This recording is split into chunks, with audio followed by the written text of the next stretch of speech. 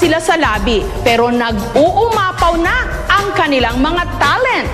Kaya ngayon pa lang, ipapakilala na namin sila sa inyo, presenting ang ilan sa ating mga future stars and idol ng 8 taong gulang na si Miko. Ang paborito niyang libangan,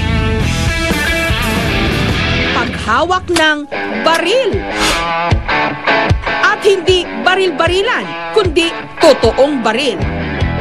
Si Miko, kahit 8 taong gulang lang, isa ng sharpshooter. 5 taon nga lang daw siya nung unang nagpaputok ng baril. Ano, Strongan? Ganon rin ang sport ng daddy ko. Hindi ka ba natatakot? Hindi po. Hindi ka natatakot? Kasi sanay na po ako umawak ng baril. Stand by!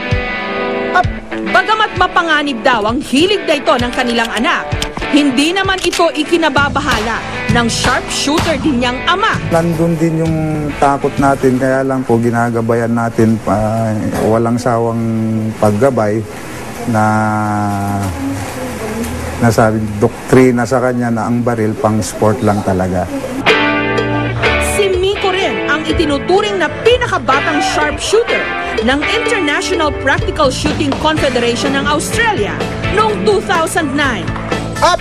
Sa kasalukuyan, pinaghahandaan daw ni Miko ang firing competition sa Greece na gaganapin ngayong Oktubre.